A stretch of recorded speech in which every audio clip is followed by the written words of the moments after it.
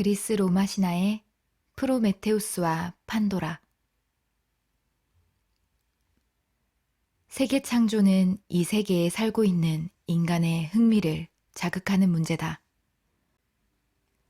땅과 바다와 하늘이 창조되기 전에는 만물은 다 같은 모양이었는데 우리는 이것을 카오스라고 부른다. 이 카오스는 형태없는 혼돈의 덩어리요.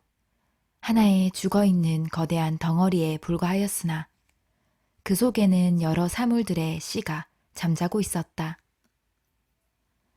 즉, 땅과 바다와 공기가 한데 혼합되어 있었다. 그때만 해도 땅은 고체가 아니었으며 바다는 액체가 아니었고 공기는 투명하지 않았다. 마침내 신과 자연이 개입하여 땅을 바다와 분리하고 하늘을 양자와 분리하여 이 혼돈을 끝나게 하였다. 그때 타오르던 부분이 가장 가벼웠기 때문에 날아 올라가 하늘이 되었다. 공기는 무게와 장소에서 그 다음 위치를 차지했다. 땅은 이들보다는 무거웠기 때문에 밑으로 가라앉았다. 그리고 물이 제일 낮은 곳으로 내려가 육지를 뜨게 했다. 이때 어떤 신이, 그 신이 누구인지는 알 수 없지만 있는 힘을 다하여 여러 형태로 땅을 정리하고 배열했다.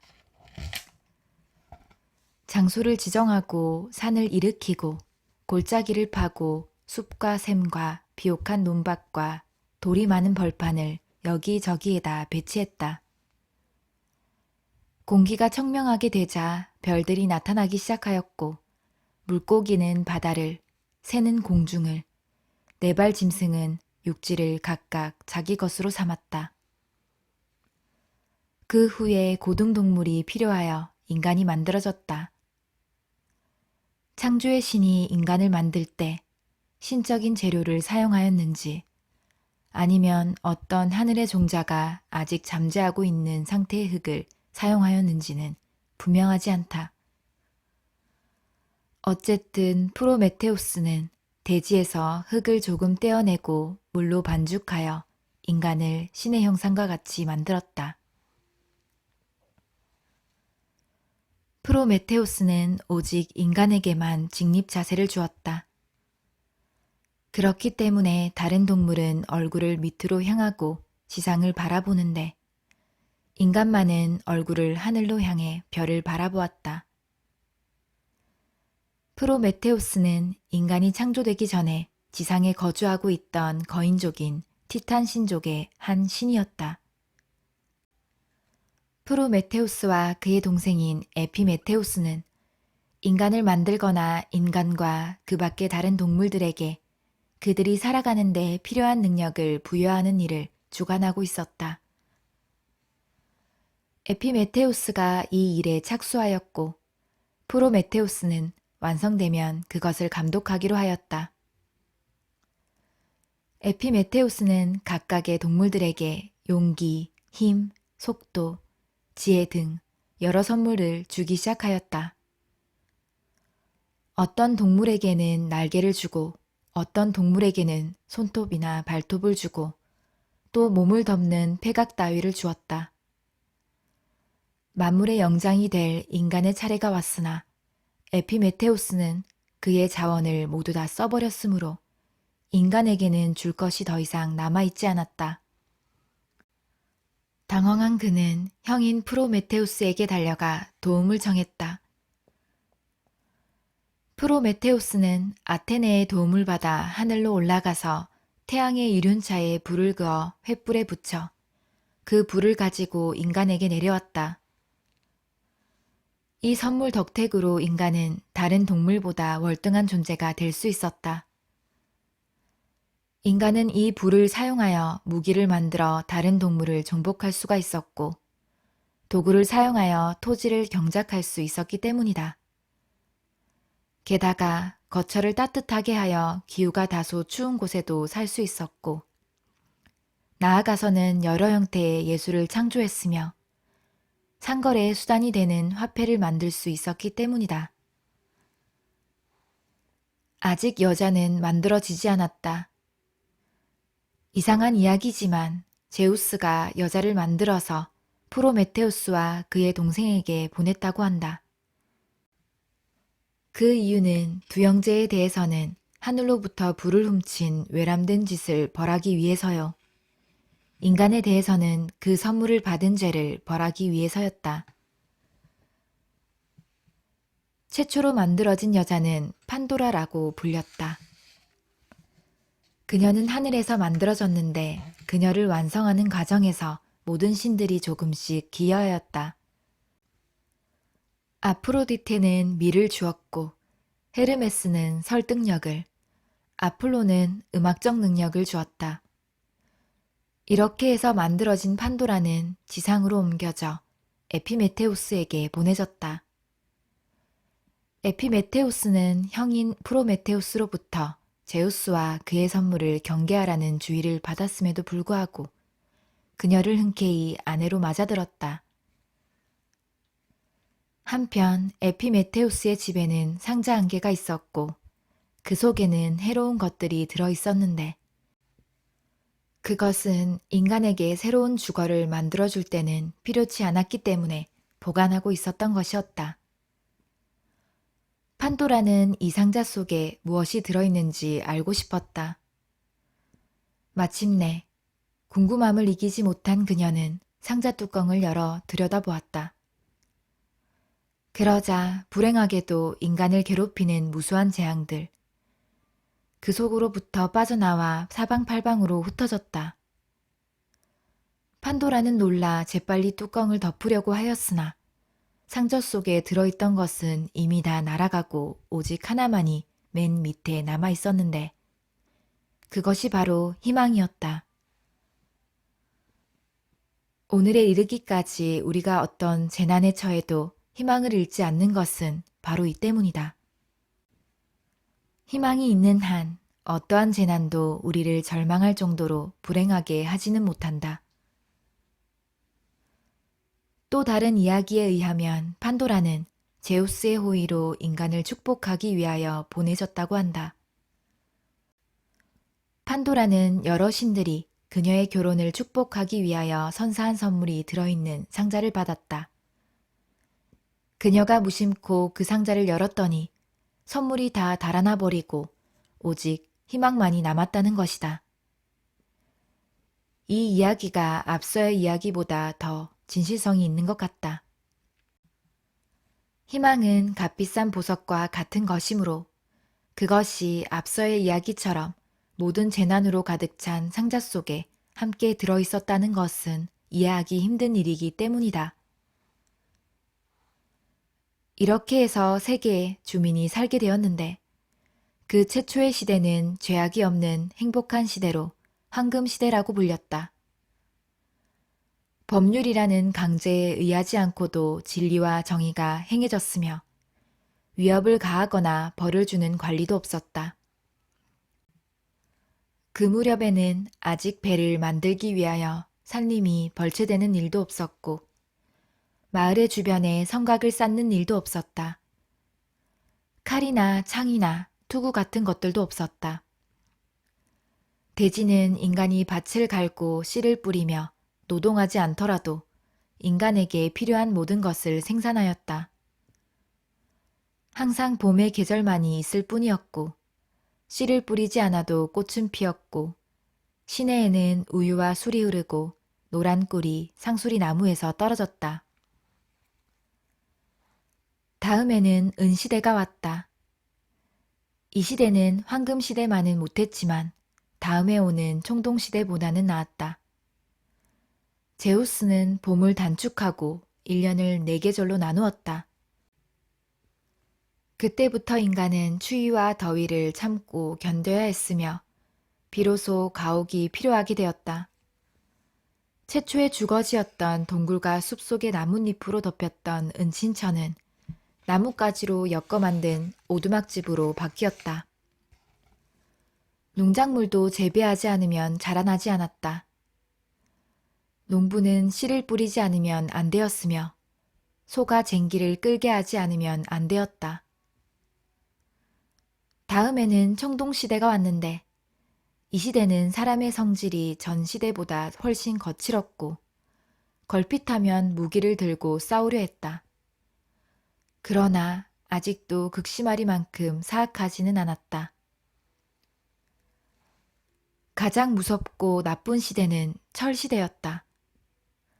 죄악은 홍수처럼 넘쳐 흘렀고 겸손과 진실 그리고 명예도 헌신짝처럼 버려졌다.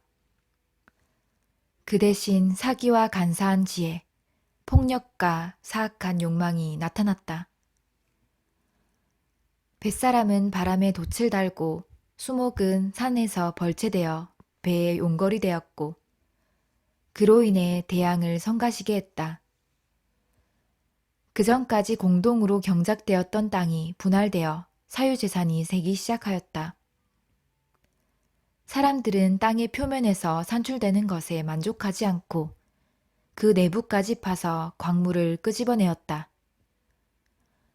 이리하여 유해한 철과 더욱 유해한 금이 산출되었고 인간은 철과 금을 무기로 만들어 전쟁을 일으켰다. 손님은 그의 친구 집에 있어도 안전하지 못했다. 사위와 장인, 형제와 자매, 남편과 아내는 서로 믿지 못했다.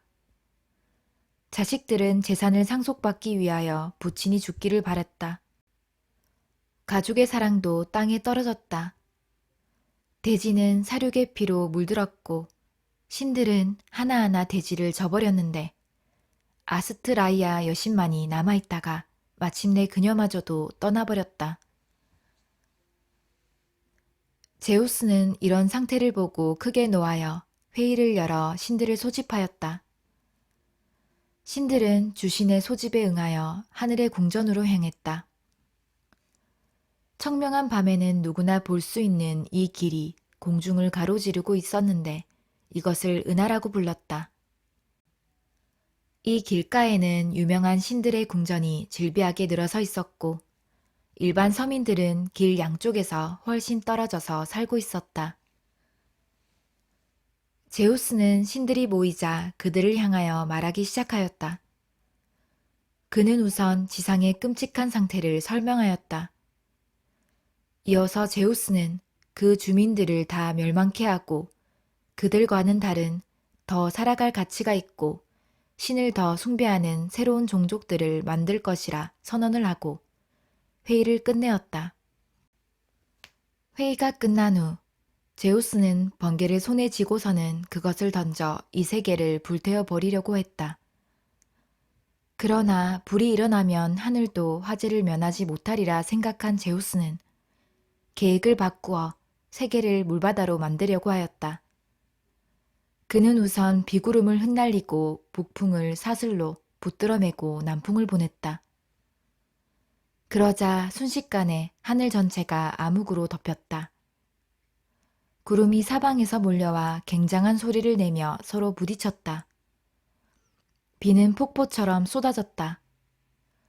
곡식이 쓰러지고 한 해 동안의 농부들의 노력은 순식간에 물거품으로 돌아갔다. 제우스는 자기의 물만으로는 만족하지 않고 동생인 포세이돈을 불러 그의 물로써 돕기를 청했다. 포세이돈은 강을 범람케 하여 그 물로 대지를 덮었다. 동시에 그는 지진을 일으켜 대지를 뒤흔들었고 해일을 일으켜 해안을 휩쓸게 하였다. 가축과 인간 그리고 가옥이 유실되고 신성한 담으로 둘러싸였던 지상의 신전들까지도 더럽혀졌다. 유실되지 않은 큰 건물들은 모조리 물속에 잠겼고 그 높은 탑까지도 물속에 침몰되었다. 이제 모든 것은 바다가 되었다. 해변이 없는 바다가 되었다. 여기저기 돌출한 산꼭대기에는 간혹 사람이 남아 있었고 최근까지 쟁기질을 하던 들에서 작은 배를 타고 노를 저었다. 물고기들은 나뭇가지 사이에서 헤엄을 치고 닫힌 정원 안에 던져졌다. 온순한 양이 좀 전까지 놀고 있던 곳에는 사나운 물개가 뛰놀았다. 늑대는 양 사이에서 헤엄치고 누런 사자와 범은 물속에서 몸부림쳤다. 물속에서는 멧돼지의 힘과 사슴의 재빠름도 소용이 없었다. 새들은 날다가 지쳤지만 앉아 쉴 곳이 없기 때문에 물속으로 떨어졌다. 물난리를 면한 생물들도 마침내는 굶어 죽었다. 모든 산 중에서 오직 파르나소스 산만이 물 위에 솟아 있었다. 그리고 거기에는 프로메테우스의 일족인 데우칼리온과 그의 아내 피라가 피난해 있었다. 남편은 정직한 사람이었고 아내도 신들의 충실한 숭배자였다. 제우스는 이 부부 이외에 살아남은 자가 한 사람도 없는 것을 보았다. 그리고 그들의 흠잡을 데 없는 생애와 경건한 태도를 돌이켜보고는 북풍에 명령하여 구름을 쫓고 공중을 지상에, 지상을 공중에 나타나게 하였다. 포세이돈도 아들 트리톤에게 소라 고둥을 불어 물에게 퇴각을 명하게 시켰다. 물은 복종하였고 바다는 해안으로 돌아가고 내는 하천 바닥으로 돌아갔다. 그때 데우칼리오는 피라에게 이렇게 말했다. 아내여, 생존하고 있는 유일한 여인이여. 우리는 처음에는 혈연과 결혼의 인연으로 맺어졌고 지금은 공동의 재산에 의하여 맺어졌소. 우리가 조상 프로메테우스와 같은 힘을 가져 그가 처음에 새로운 종족을 만든 것처럼 그것을 회생시킬 수만 있다면 얼마나 좋을까. 그러나 이 일은 우리에겐 힘겨운 일이므로 저기 있는 신전에 가서 신들에게 장차 우리가 무엇을 해야 좋을지 물어보기로 합시다. 그들은 신전으로 들어갔다. 그 신전은 더러운 이끼들로 더럽혀져 있었다. 두 사람이 제단에 접근해 보니 그곳에는 성화도 타고 있지 않았다. 그들은 땅에 엎드려 테미스 여신에게 어떻게 하면 멸망한 인류를 예전과 같이 만들 수 있는지 가르침을 받기 위하여 기도를 올렸다. 그러자 신탁이 이렇게 대답했다. 머리에 베일을 쓰고 옷을 벗고 이 신전을 떠나라. 그리고 너희 어머니의 뼈를 너희 뒤에 던져라. 그들은 이 말을 듣고 깜짝 놀랐다. 피라가 먼저 침묵을 깨고 말을 했다. 복종할 수 없습니다. 저희들은 감히 부모의 유고를 더럽힐 수 없습니다. 그들은 나뭇잎이 우거진 그늘 밑으로 가서 신탁에 대하여 곰곰이 생각해 보았다. 마침내 데우칼리온이 입을 열었다. 내 생각이 틀리지 않는다면 신탁의 명령에 복종하여도 불효가 되지 않으리라고 믿소. 대지는 만물의 위대한 어머니이고 돌은 그 뼈가 아니오. 그러므로 우리는 이것을 뒤에 던지기만 하면 되는 것이오. 내 생각으로는 이것이 신탁의 의도인 것 같소.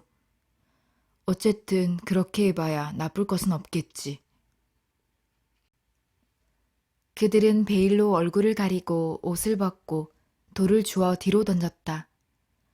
그러자 돌은 말랑말랑해지며 형태를 취하기 시작하였다. 돌들은 마치 조각가의 손에 의해 반쯤 조각된 돌덩어리와 같이 점점 인간의 형태에 가까워졌다. 돌의 주변에 있던 습기 찬 진흙이 살이 되고 돌은 뼈가 되었다.